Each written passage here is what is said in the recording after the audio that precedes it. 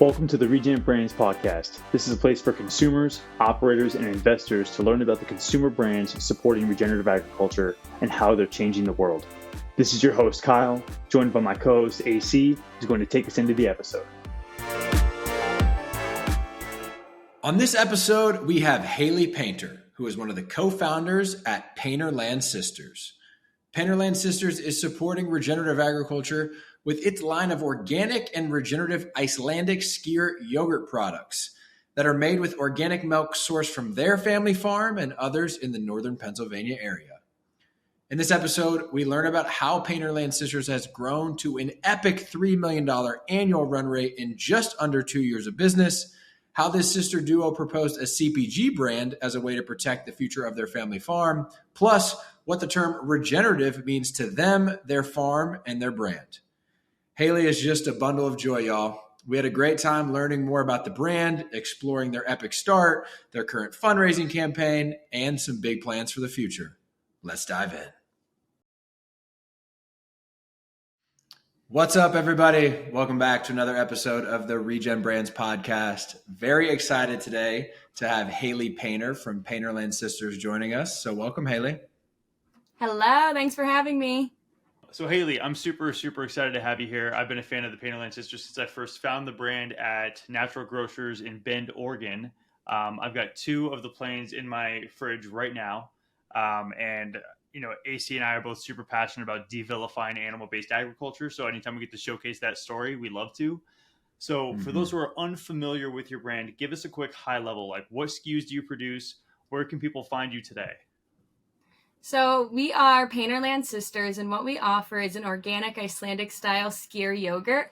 We have 6 simply yummy flavors, of course. Plain strawberry, blueberry lemon, vanilla bean, and meadowberry, named after my niece Meadow. Oh, and a Savannah's peach we just rolled out. And then we have 2 larger sizes, the multi-serve plain and vanilla bean. That meadowberry slaps. That meadowberry slaps. That's my favorite. Before we dive in any further, why did you decide on a Skyr style yogurt over just a regular, some other type of yogurt? So the Skyr style yogurt is one of the most nutrient dense yogurts with a low amount of sugar.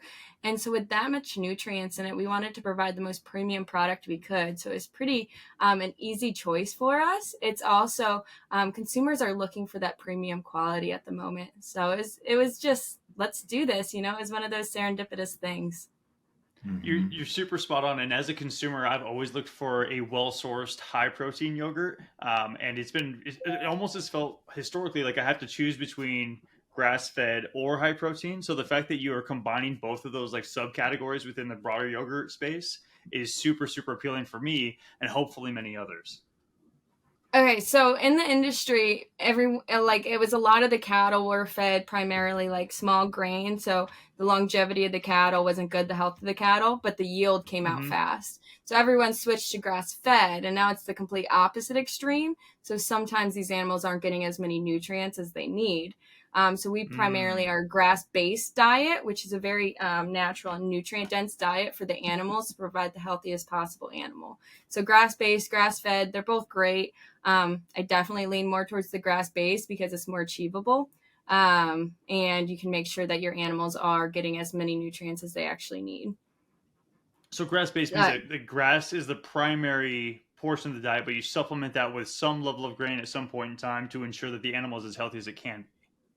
Yeah, because when you're completely grass-fed, you have to have fast-acting carbohydrates, and you can blend good amount fast-acting carbohydrates from grass-fed foods. It's just a little bit more difficult, and so you can achieve that, but you can also achieve that with a grass-based diet, and it's more accessible, and it's pretty natural too. Super interesting. This is why we do these podcasts. It's great to learn this stuff. Yeah, think about like your ruminant animals, like a deer is a ruminant, sheep, goats, cattle. Like your deer are grazing, they're primarily going to eat grass, but they can also stumble upon a little bit of grain supplements. And throughout history, this is definitely that's exactly the different resources they've had. So right now we're 95% grass fed and 5% other things. The other things are like corn and soybean, minerals that you blend together. Yeah, makes sense. It's one of the regenerative principles, right? Is diversity. Mm-hmm. And if I don't know if we've mentioned this before on the podcast or not, but if let's say, for example, spinach is the most beneficial food for humans to consume, which is not true, but just for the sake of an argument, if all you ate was spinach, you'd still be nutritionally deficient. So that diversity in the diet is still super necessary, and we should apply that same wisdom, from human diets to, all animals. Why not? 100% diversity is, we're very strong believers in diversity, from what the cows eat and all the way into what type of cows we do have. So all of our cattle are crossbred. So we have a different mixes so that we can provide the healthiest possible animal with the highest longevity. So for instance, some cattle are great at walking up hills. Some cattle are really bad at it. They have weak ankles, and some of them produce a lot of fat in their milk, which is great, and others don't. But they have a high yield quantity of milk. So by being crossbreeding them all, the strengths kind of balance out and the weaknesses are muted. For instance, like German Shepherds, if you breed German Shepherds over and over again, they have these really great, awesome looking ears, but have you seen their hips lately? It's really sad. And so that's an outcome of breeding the same animal over and over for great for one quality, and then you have more of the cons as well. So crossbreeding the animals, providing diversity in the feed, really has the best possible outcome for the cattle itself. Mm-hmm. Yeah, we're going. We did not jump into the. I love it. No, I love it. Let's go back. No, I love it. And the agronomy, talking about the agronomy is a perfect segue into the origin story. Hayley, we know you're missing your other half of your dynamic duo, Stephanie. We congratulate her on the newborn baby at home. But the eloquence you're speaking to dairy cows and dairy production, I think speaks to y'all's family history and the fact that you're commercializing the milk that's coming off of your family farm and others in the area. So just talk about why you two crazy gals wanted to start a organic yogurt brand to help really do all that, and how y'all know so much about dairy and dairy production and all those things. Yeah, so my sister Stephanie and I are fourth generation on our family's organic dairy and crop farm here in northern Pennsylvania in the rolling hills. So we actually live on top of a hill, but still in a huge valley. Takes us 15 minutes to just get to a regular paved road. So we're very rural. It's a great way of life. We grew up with 13 cousins all running around barefoot, helping out, feeding calves, hiking those hills, working the land, because we provide most of the feed for the cows ourselves. So we grow a majority of the feed. So we have the experience there as well. And when you're young, you don't realize any of this is important, or that not many people in our country are actually living like this. I thought everyone lived like this, to be honest. I was shocked when I found out only 2% of the country actually lives is directly a part of agriculture. And out of that 2%, how many have, the dairy and the crops and the ability to process those grains to make the different feeds and work with that many family members? It's such a rare thing, that used to be an everyday occurrence across the U.S. I was gonna say, so you grew up in this idyllic, farming community with your family. I love the way you painted the picture of the rolling hills and everybody running around barefoot. When and how did you decide you wanted to continue that as an adult and start your own brand? And walk us through that journey. Yeah, so growing up on the farm, we had a lot of hardships. Although it was so, wonderful to work with your family and nature, we never had a lot of money. We ate pretty much all the food that we grew on the farm or in our gardens. And we didn't get a lot of new clothes when we went to school. We always smelled a little bit like cow poop. But we were fine with it until we realized that, our way of life is at jeopardy. There's hundreds of dairy farmers going out of business each year. And our farm felt hardships of worried if we were going to lose the cattle, if we were going to lose the farm in different areas. And so as we got out into the world, we realized how disconnected people are from the source of their food, the American farmer. Many people don't know where their food comes from. They're just super disconnected.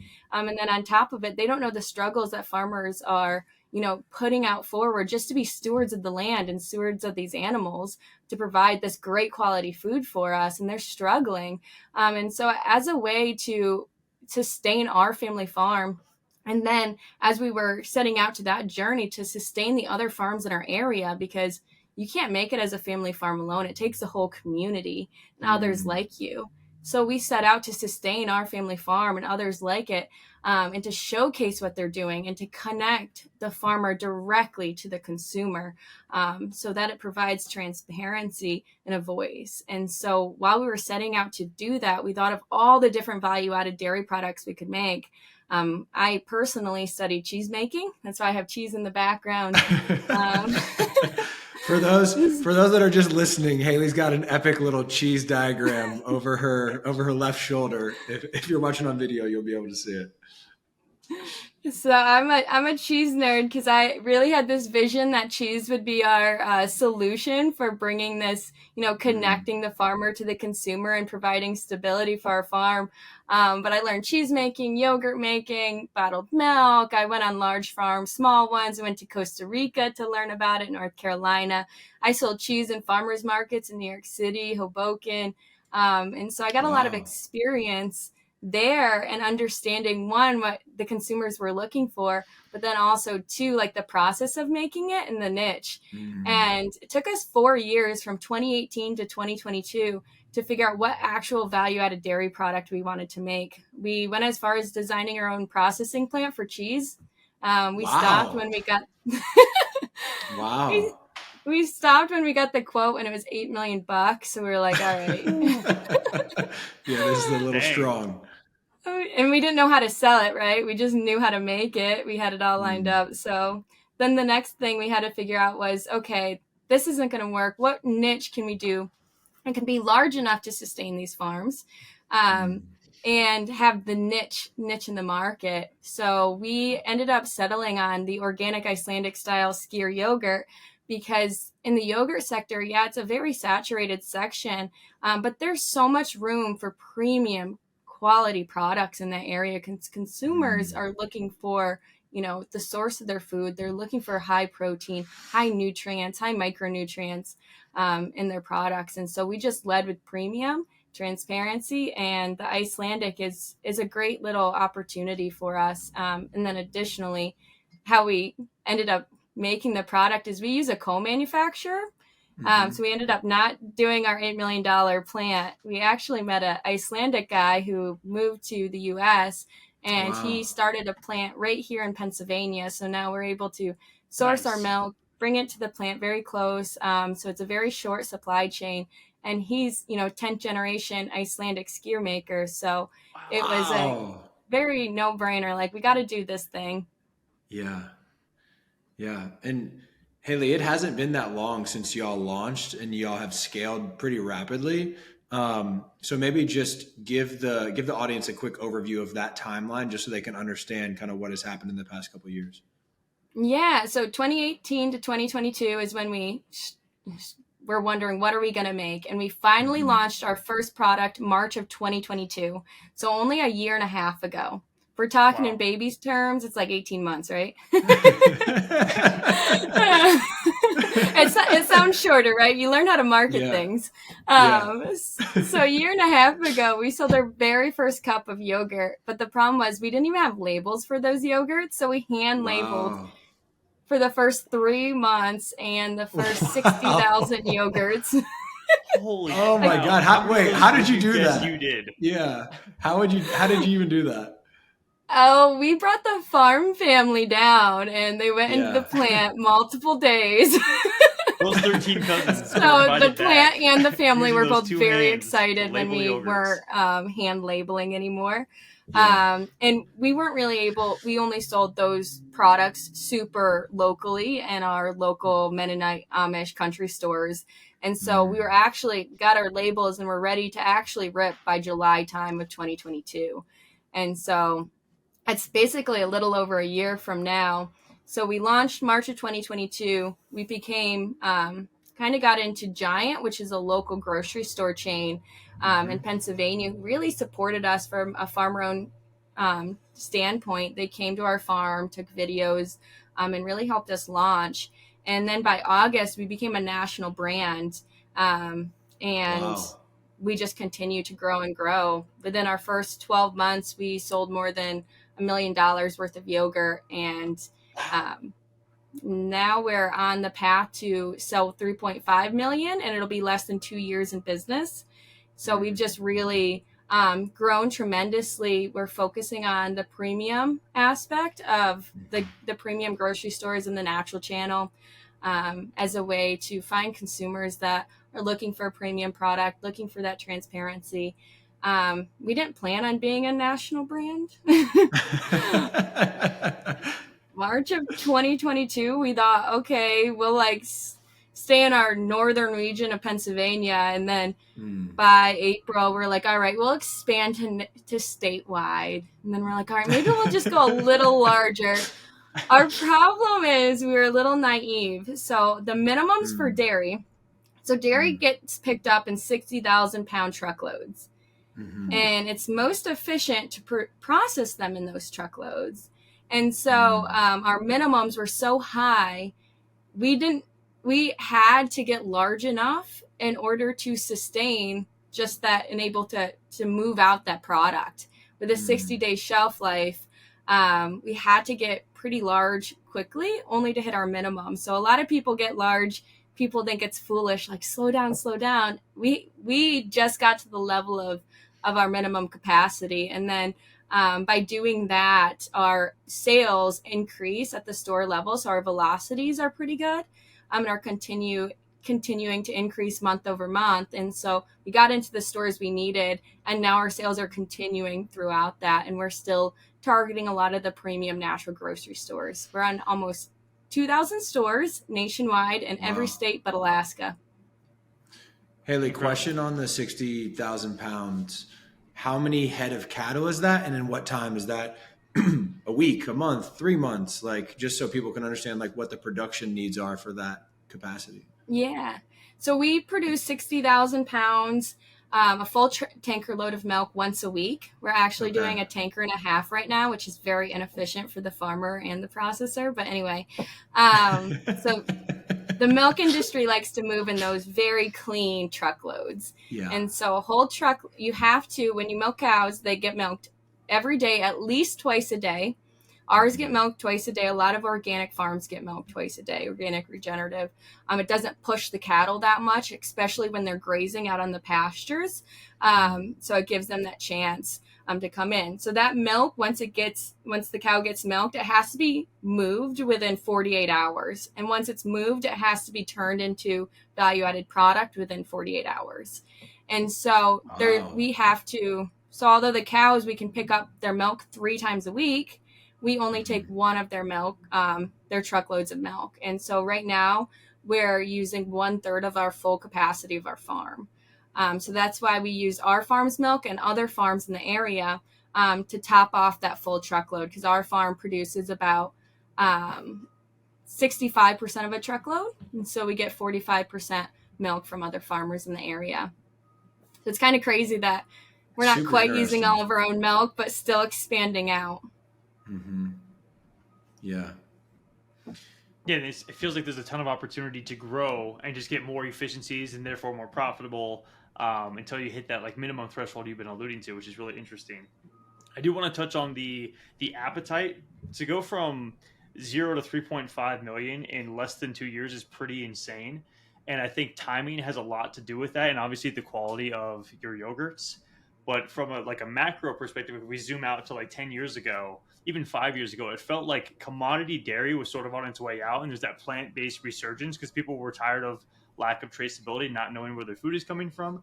And now we're sort of on this cutting edge of regenerative, decentralization, connecting our consumers with our farmers. And you're really like filling that niche that you discussed earlier. So I think that's a huge part of the success. So timing has just been perfect for you and your brand so far, which is really, really cool. Oh, it's been a really great time for us.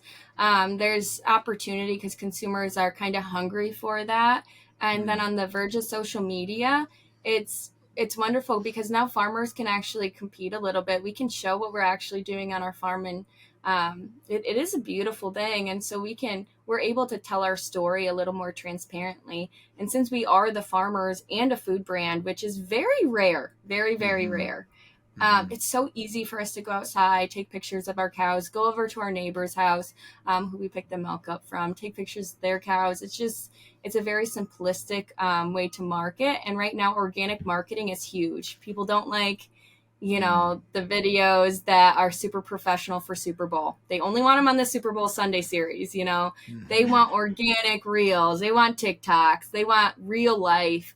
They want to feel a part of it. And so we were really able to tap into that network as well, to provide that transparency. And then the premium side of things, although consumers want that premium, the market isn't really. It's great because plant-based yogurts, there's more of a price raise for them.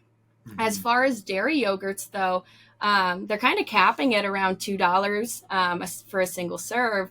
We have 4 cups of milk in every single cup of yogurt, so it's a little difficult to Wow. demand the price that we need, Wow. and to be able to provide the consumers what they actually want. So we're kind of we're trying to face that head on and be really leaders in that area, so we're not depleting the nutrients for a price point. We're trying to really drive the different prices, and our retailer partners, they're pretty good at understanding, especially after we walk them through it. We still have a little ways to go, but the consumers, they all have showed their resilience, and their like they'd rather pay a premium price for that transparency and for real Mm-hmm. food, Mm-hmm. real nutrients. Mm-hmm. And y'all, from a marketing perspective, if I'm remembering correctly, y'all are leaning into some of that nutrition. Hayley, I think there's something on pack, or y'all are talking about it a lot in the marketing. So how is that resonating with like the core consumer? It's resonating great. A lot of people look for protein right now. It's like the stylish thing. But there's so much more about yogurt. And so a lot Yeah. of times, people can get fooled by the high protein. It doesn't mean that there's high other nutrients. It's very easy to Mm. add protein powders to get that Mm-hmm. protein increase. Leaves the yogurts very gritty, Mm-hmm. and it leaves them depleted of micronutrients. And so a yogurt has a milk, like a glass of milk has 13 essential nutrients in it. We have 4 cups Mm. of those in each one of our yogurts. We don't Wow. lose any of the nutrients besides 50% of the sugar. So now we're low in sugar, have all these other nutrients. And so consumers, one, love it because we're really high in protein, high in probiotics, the things they're looking for. But then they really feel the side effects because they also have access to all these micronutrients they might have been missing out on, which is a great base for their day and what they need every single day. What what part of that manufacturing process for, or the fact that it's Skyr, causes it to not have that nutrient depletion? Like, how is it maintaining so much of the nutrition? What's different about that process? Yeah, so there's regular yogurt and then there's strained yogurts. Greek and Skyr, Icelandic style, are strained yogurts. And so the Hmm. method of straining on the mass level, especially in the US, has commonly been to centrifuge the water out, right? To strain it by Hmm. spinning it super fast. And so all the heavy molecules kind of, fall to the bottom. So you lose all of the whey protein and all of the micronutrients by doing that. Hmm. Hmm. But in Iceland in the 90s, they kind of came up with ultrafiltration. And so they're able to actually take regular yogurt and then strain out the water through through filters with pressure behind it. So the water comes out, 50% Wow. of the sugar comes out, all of the micronutrients and all of the whey protein are left remaining. Hmm. That's super interesting. Oh, Isn't that cool? That's why it's so that's like wild. rich and creamy and velvety. Like a lot of people tell me, they're Hmm. like, "Oh, I don't like Greek yogurt," and I'm like, "Okay, cool. This isn't Greek yogurt." And Uh, Then they're like, they don't like thick yogurt. And I'm like, it's okay. Mm. I don't like any yogurts on the store shelves. And then they try ours because of that ultrafiltration and because of the 4 cups of milk in it and the double cream, 6% milk fat. And it doesn't really separate because it's all the same product. It's not like different products added to it. It doesn't really separate. And so a lot of the times you can take our cup of yogurt and put it upside down and it won't fall out. And when you take a bite of it, I always kind of yell at people like, don't stir it. It doesn't need to be stirred. Just like pick your spoon up. And there's so much nutrients and goodies. It's just like a custard. Yeah. That's incredible. I do want to kind of pivot back to some of the agronomy and the regenerative aspect of the dairy that both your family and your neighboring farms, the practices that they have. So give us a quick, this might be a hard answer for you because you grew up on a farm, but I like to ask, where did you first hear about the term regenerative and how did that apply, to the practices on the farm? You grew up on a farm, so that could have been like an inherent part of your upbringing. I don't know, but walk us through the regenerative aspect of the brand and when that became important to you as a person. Yeah, so regenerative, when I first started hearing it, I just thought it was a word to you regenerate the land. I didn't know it was actually a movement that was happening. And so I think I heard of it as right before we started the yogurt company. And I didn't think too much about it. I'm like, okay, we're doing all these things that people are talking about. We're regenerating the land. We're kind of leading in these different areas. And so I didn't know it was going to become a movement of what it is today. It's a really exciting movement because it provides this level of extra thought into, okay, we're going to actually provide nutrients in all aspects. And so it took me a second once I realized it was catching on, what does it actually mean to me? I studied and have a degree in animal science, ruminant nutrition and food science. And so I was wondering, what does this actually mean to me? And I started looking into the different programs and groups of people talking about it. And I kind of came to our different conclusions based on my experience of being a farmer and the information that I do have. And for us, if you only focus on the soil, which at first some of the claims were talking about regenerating the soil, then you're going to deplete something else. So like we talked about earlier, diversity is key. Well, balance is also key. And so if you over-focus on one thing, you're going to deplete something else. And so to me, regenerative, and to a lot of the people that I'm talking with, regenerative means sustaining and giving back to the land, the soil, the environment, the animals, the communities, and the farmer itself. Farmer is the steward of the land, and if the farmer can't even sustain themselves and their kids for future generations, how can they provide to the land and to the animals? If we only focus on the land and you're not giving these cattle these proper balance of nutrition, you're providing them too much fuel, they're not as healthy, they don't have as much longevity, they're providing fertilizer that's not as adequate. How are they going to be able to provide that nutrients back into the soil, right? And so it's all a process together. And I've been really speaking out about it, and I hear others doing it as well. The beginning conversations of regenerative, I feel like we're really focused on soil. So I'm happy to hear it's about all of it. And to me, the biggest thing, especially when animals are involved, is that symbiotic relationship between the animals, the land, and the farmer. Grazing is the biggest buzzword to me. How do you graze? Why are you grazing? And any which way, there's so many different ways to do it. It's going to be a wonderful thing for everyone in between. And so I really stand for grazing cattle, grazing animals. I love so much of what you just said, and there's a ton I want to unpack there. Just for the sake of time, I want to focus on a couple things. First and foremost, I love your focus on the nutritional aspect, both from an end product perspective and from a environmental health perspective and from an animal health perspective, because I think all of those things are tied together, right? So I think it's really, really important to touch on that nutritional piece.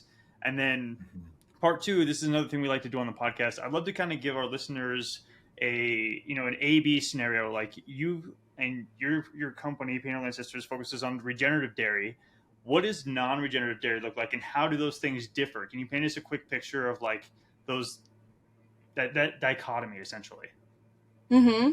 I'm going to start with, I believe that all farmers are amazing and that we need to fuel the farmers with the right tools. The problem is never the farmer. I think it's the incentives or the markets that the farmers have to play with.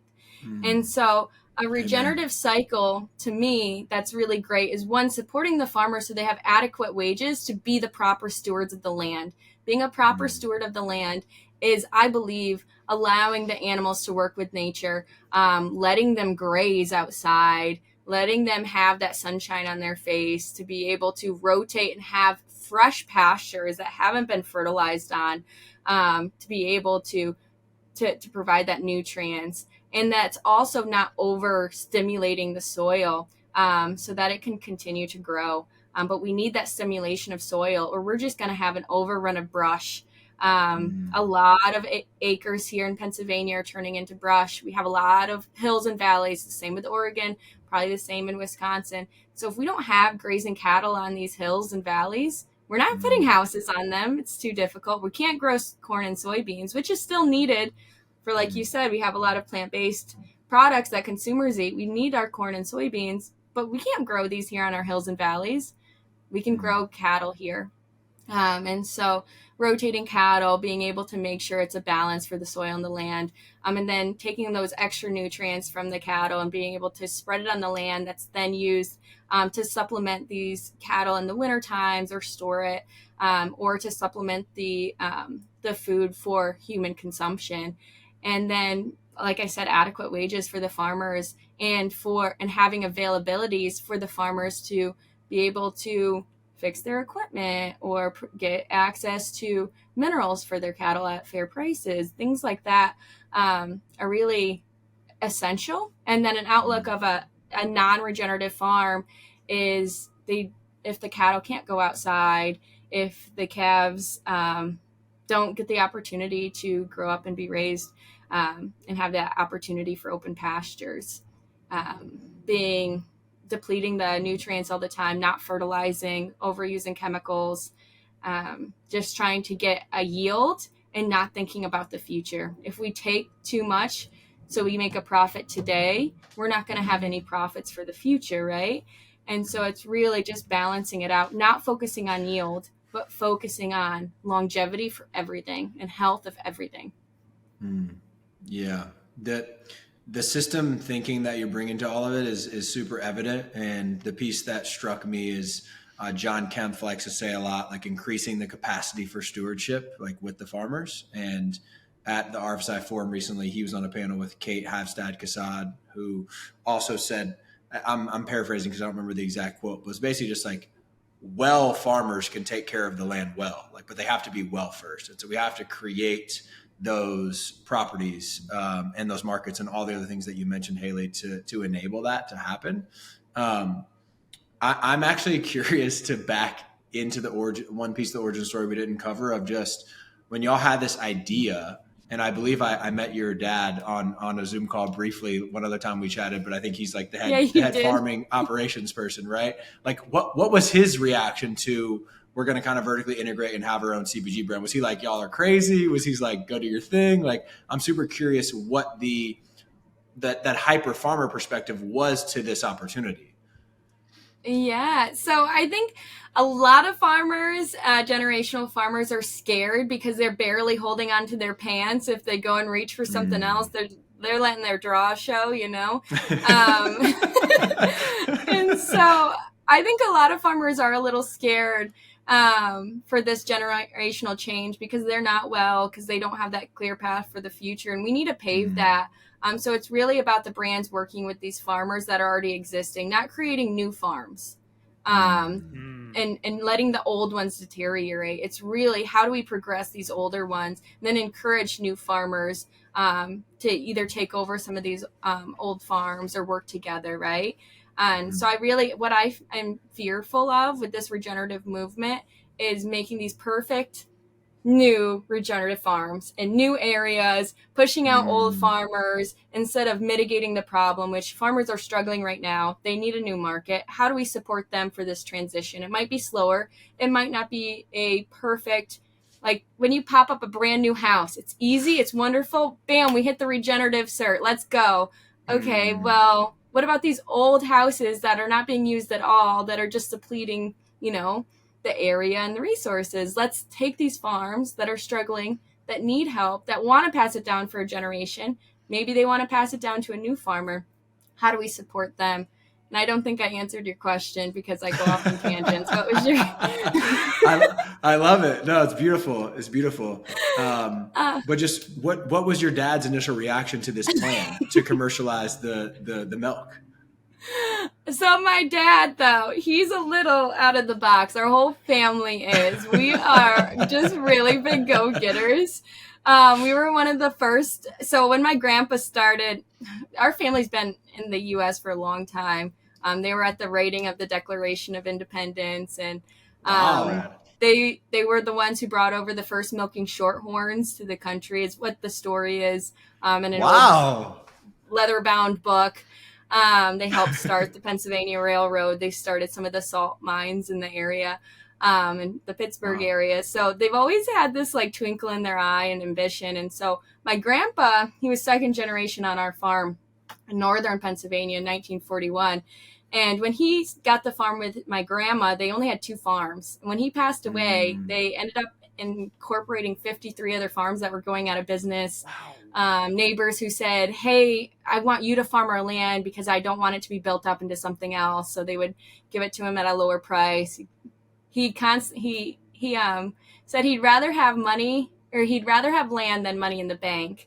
My grandma always asked him, how does he know that? Because he's never had money in the bank before. He always had a ton of debt. So he's always been innovative, a twinkle in his eye. He passed away in 2013, and he's a strong reason why we wanted to figure out how we could support our farm for future generations. And it's so passionate and deeply ingrained. And I fully see the struggles of these farmers. Like, these farmers are, they go out and work all year round when it's super hot, when it's cold out. On Winter's Day last year, it was like negative 30 below zero. And my dad almost got frostbite to the point where he lost his fingers. Wow. People don't know this on the store shelves, right? And so how do we support these farmers who are being stewards of the land, who are taking this extra mile? And so my dad, when he found out we were doing this, he was so jolly and happy and excited. Our biggest supporter. He's got the biggest dimples and smile. The rest of my family, my mom, my brothers, they're all really excited. But it's been a ton of hard work. But just some of the cool things our farm's done, like we got one of the first ethanol stills on the East Coast when it first started in the early 2000s or maybe late 90s. We're getting solar panels on our farm, 9 foot tall, so the cattle can graze underneath them. And so we've always been pretty innovative, and kind of, you got to do what you can to keep growing. And my dad's feedback is you have to be ruthless, and the bear can't eat you if he can't catch you. So don't stop running. So that's what we're doing, and we're not going to let them, eat our farm, eat the rest of these farmers here, and really be able to be this voice and connection for consumers. Super interesting story, and the trying to start a CPG brand is hard for anybody, let alone a farming family who is so expert and has so much industry knowledge for how that industry works. So I'm curious, how did you end up doing this brand thing in addition to all of the farming things at the same time? What was that learning curve like? How did you start approaching retail first? Were you working with certain partners? Walk us through the real brand development side of getting into natural retail. I didn't know what the words natural retail were. I didn't really know what retail was. Let alone CPG. We learned CPG 4 months after launching the brand. So I think, consumer packaged goods, it's such an interesting world. We didn't quite know it. We were chasing a mission. and whatever we had to do to get there. So we learned as we went and as we were running. And so I think the 4 years of learning what product do we want to launch, what could be the niche in the system and the processing opportunity to be able to, if someone shut our farm off tomorrow, that we could sustain ourselves. That was the question we were trying to answer. And after 4 years, we launched this product in March of 2022. And so that was the time that we had time to think, understand it all. Again, we didn't even understand the quantity. We thought our market, we thought our consumer base would be able to eat 60,000 yogurts in a week here in Pennsylvania. So we were a little off on some things. But we knew we had to get there, and we had to get there fast. We were at risk of losing our co-op a couple times, selling our cows in the early 2019, getting hardly any money and deciding is today the day. And so we had a lot of pressure behind us to answer that question. So we just had to start rolling with it. And when we felt confident enough that we had the niche that could really get us to scale and get consumers a product that they need, then we just went with it, and went full force. And we had plans to do a farm store to make cheese, butter, bottle milk. We were going to bottle spring water from the hill. So we had these massive plans in these 4 years. And so we had to slow it all down and focus simply on originally just 5 flavors of yogurt, 5 SKUs. Now we're at 8 SKUs. We're still focusing on that. So I think that was the biggest part. And then how do we want to tell our story? We decided we wanted to tell everything very positively. A lot of organic farmers or farmers tell their story by putting down another style of farming. And really, we need to support each other. What are we doing, and how can we lead in this way? And how can we get other people to lead with us in that way? And so we decided to make our marketing point very positive, to pay heritage to that and to be that transparent voice. And so that all happened before we launched. And ever since then, again, it's like you're running and you're figuring it out on the way. We've gotten grants through the state of Pennsylvania, through the U.S., the National United States Department of Agriculture, which is really cool, to help us get financial advisors, business advisors. And we always ask for help. We never assume we know, but we're not afraid to ask questions. And I think that is the biggest thing for anybody, is ask questions and be vulnerable, because you will get answers. I truly believe anyone can lead if they have that ability to question. Whenever I see, a leader who wants to even come in to support our company, if he doesn't ask a question, he feels so confident that he or she knows the answer, I already don't want to work with them, because they're going to miss out on the new opportunity, because this life's constantly changing and no one is an expert in any field, because there's so much change. Hayley, I've had the pleasure of talking to you and Stephanie about the Moo Crew, which is one of the ways that y'all have supported velocities at retail. And I would love for y'all to speak to, or you to speak to, the Moo Crew, and then other ways. I mean, you're obviously performing really well at retail to gain on the distribution that you have and to have this rapid growth. So how are you getting the yogurt off the shelf once it's on the shelf? Yeah, so we're just moving it off the shelves, I think, by telling our authentic story and letting these consumers feel connected to it. And even the store owners, like we have some retailers that are part of the Moo Crew, or some people who stock the shelves, whatever it is. So what the Moo Crew is, we really believe in field marketing. We don't have a ton of dollars to support in marketing, so you got to get creative, social media, push it in different ways. But the Moo Crew, we found out, we have brand ambassadors, which are for social media. We send them coupons, they post pictures, we pay them to post on our social media. It's just like everybody else. And what we're getting is their engaged audience from social media. But the best way to market is still word of mouth. And as we launched, because, we're farmers here, we have such a fiery community support team of like our rural agriculture area. And so they believe this brand is theirs as well. And it totally is.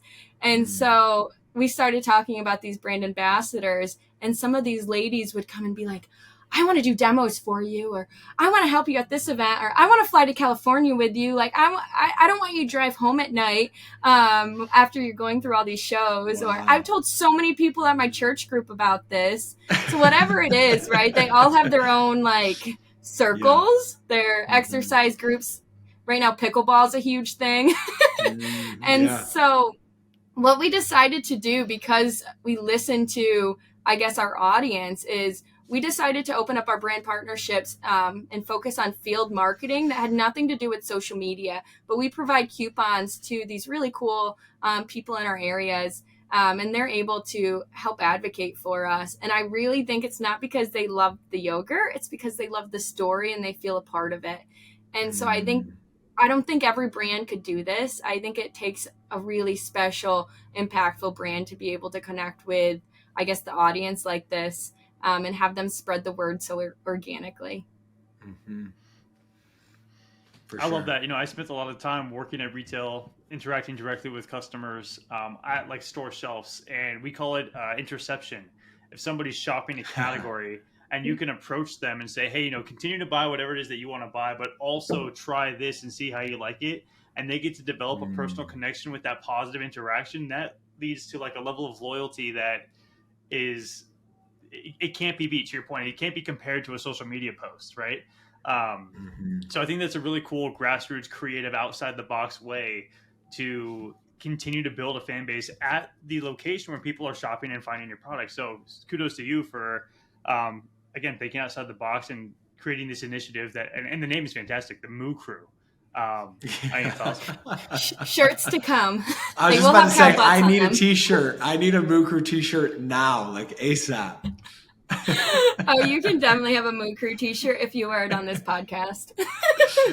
Oh, absolutely. That's easy.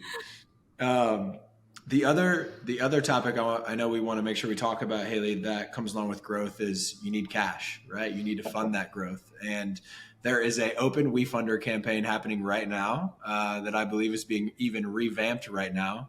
And you have a very specific vision, I think, for how you want to use that capital and what kind of investors you're looking for, what the expectation is for return. And so I want to just give you the mic to talk about what are those capital needs, kind of what are they moving forward, and how are y'all approaching this WeFunder campaign and the investors that you're looking for?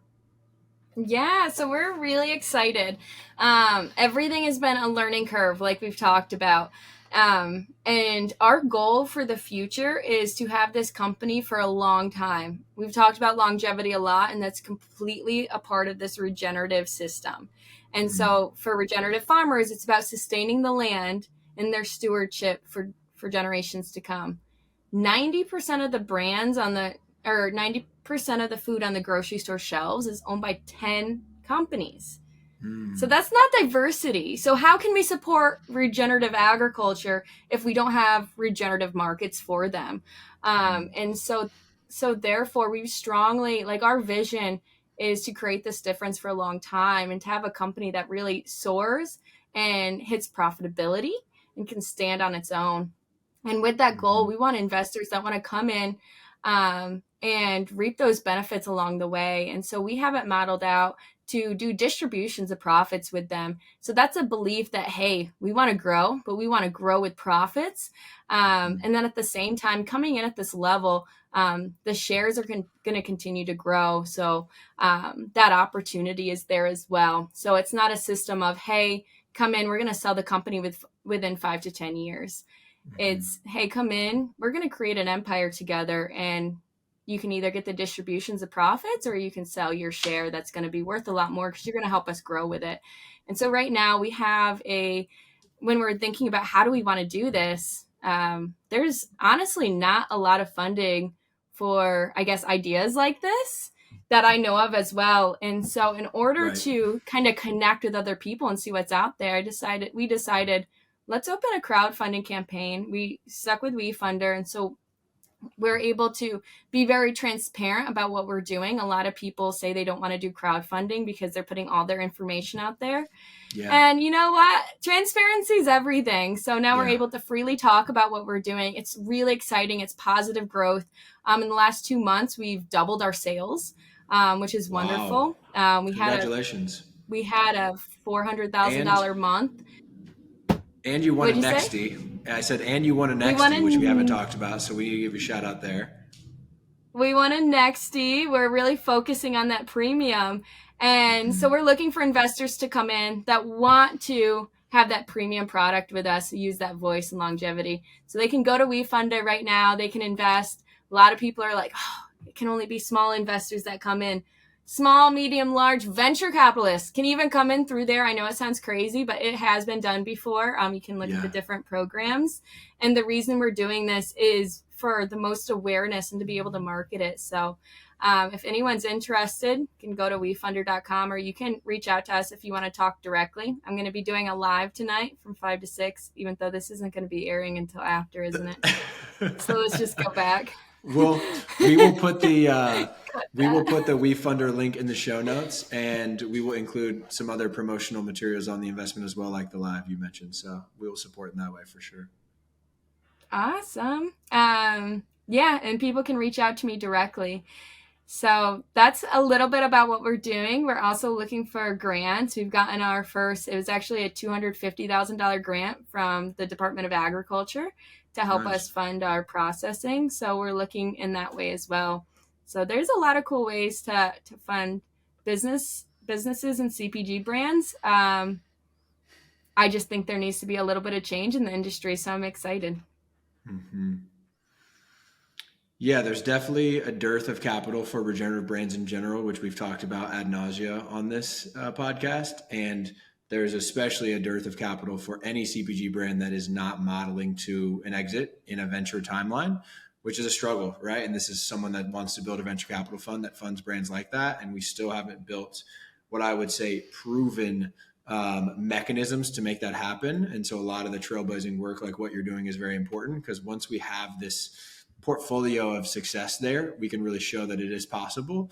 And I do think there's probably more out there than we know of. Someone needs to do a better job of aggregating it and really telling those stories. And there's some folks doing some really cool work in that regard as well. But it's a great testament to just, I think, the way that y'all built this whole thing through that authenticity and transparency. And you're being very honest and forthright about, this is the vision, and please help us if you're down, but honestly don't if you're not, right? Which I think is important. And Hayley, I know y'all are doing some really cool, what y'all call impact work. Like, talk to us a little bit about that and what y'all are doing there.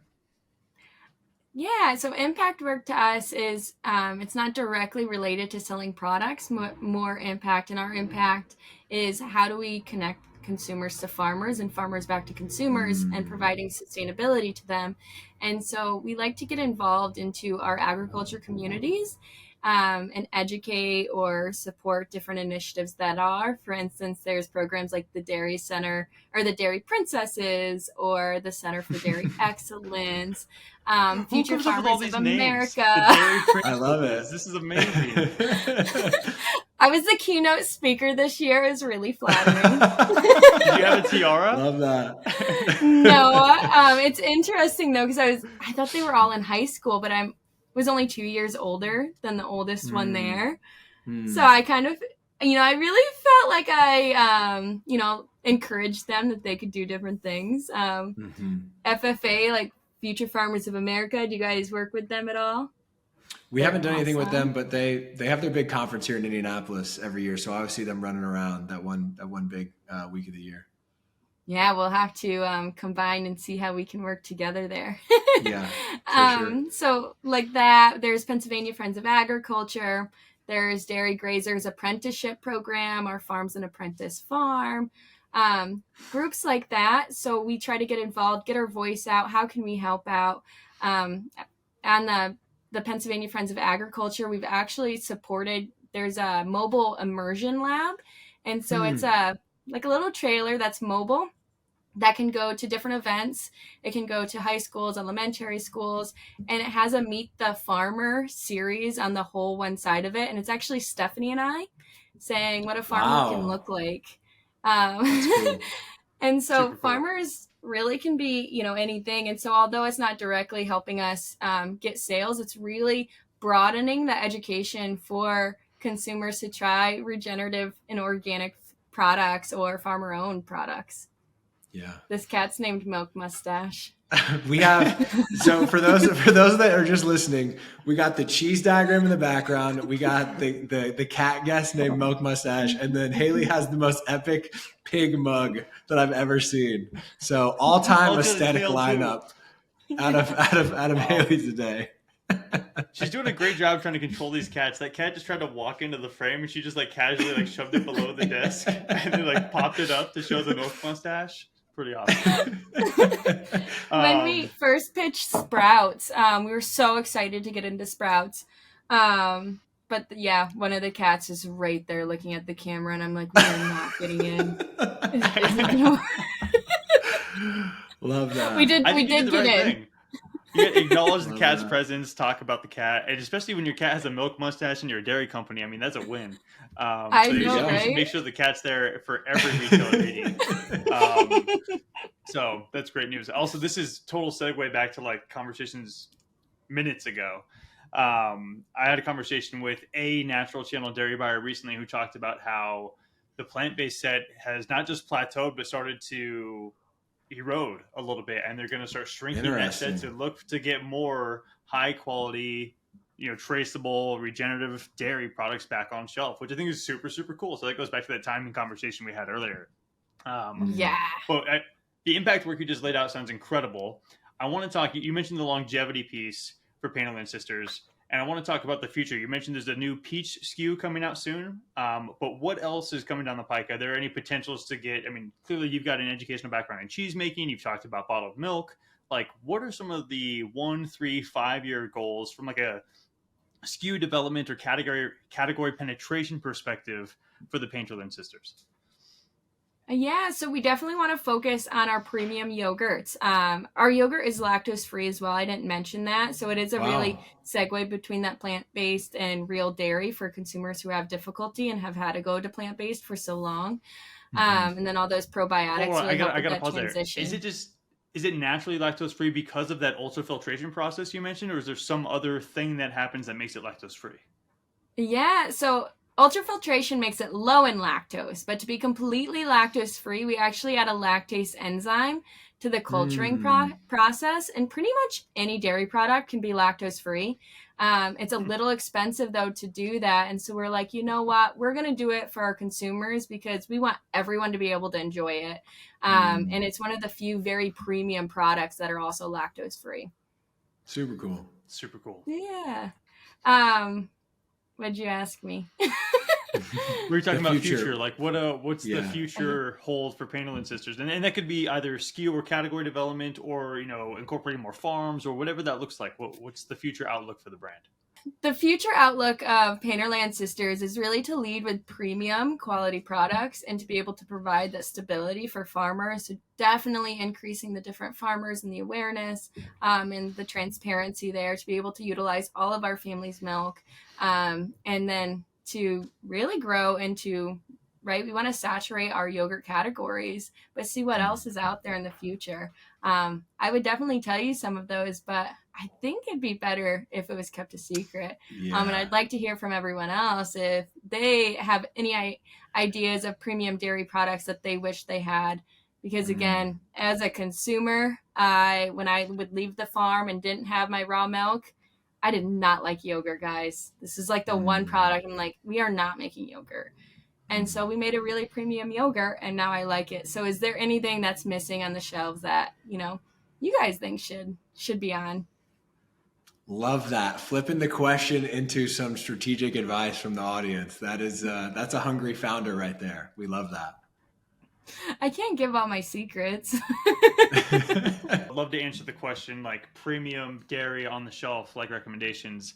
I do my best to consume as much regenerative and or grass-fed or grass-based, now that I've learned that term today, dairy that I can. And one of the things I have a really hard time finding is cheeses that still taste good.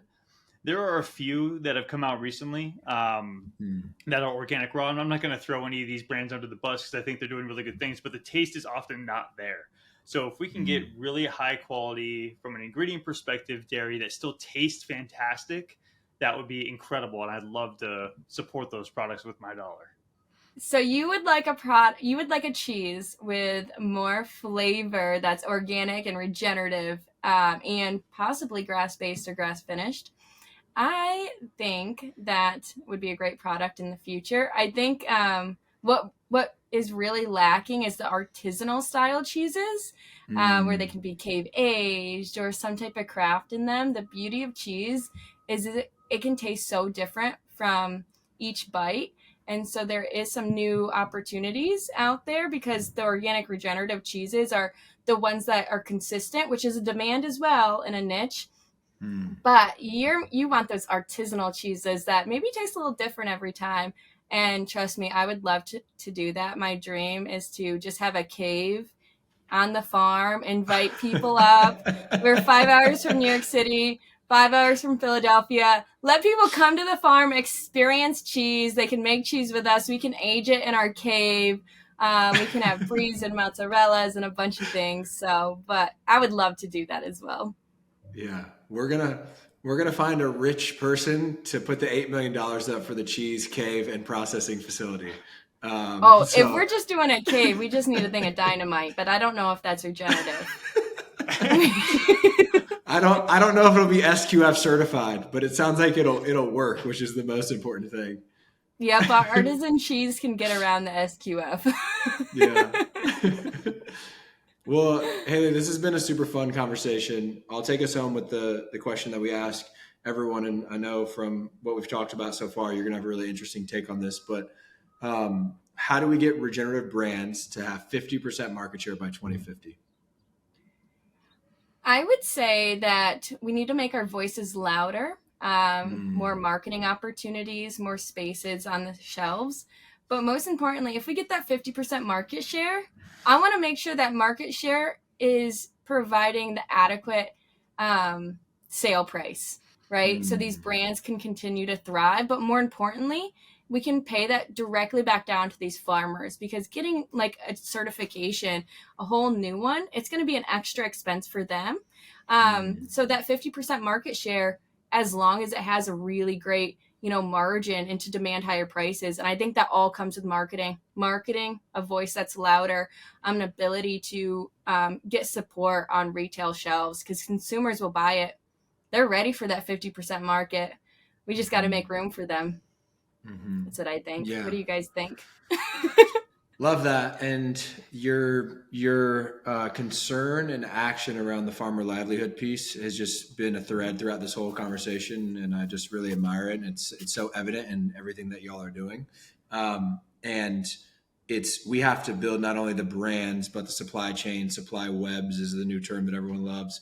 Whatever, the commercialization engines that take these outputs off farm and adequately reward the farmer for their work. And that's really the key. But I think consumers are ready for it. Obviously we think that, or we wouldn't be doing all this, but we got to make it happen for sure. Awesome. Agreed. And I think you hit the nail on the head with the marketing piece. Like, we've got to drive education. We got to drive awareness and make sure that consumers understand why they would be willing to pay that premium. Because I think that if they can connect those dots, it becomes a no-brainer decision. Like, why wouldn't you want food that's more nutritionally dense, that tastes better, that's better for the planet? So as long as we can communicate those three value propositions, I think that we can get there. Agreed, brother. Couldn't have said it better myself. Hayley, thank you so much for joining us. This has been super fun. Thank you. Thanks for having me. It's been a lot of fun, cheesy conversations. Love it. Yeah. Great to hear your story. Thanks for all the incredible work you're doing. Want to give a quick reference to the website, painterlandsisters.com, if anybody wants to learn more. Thanks, Hayley. Thank you, guys.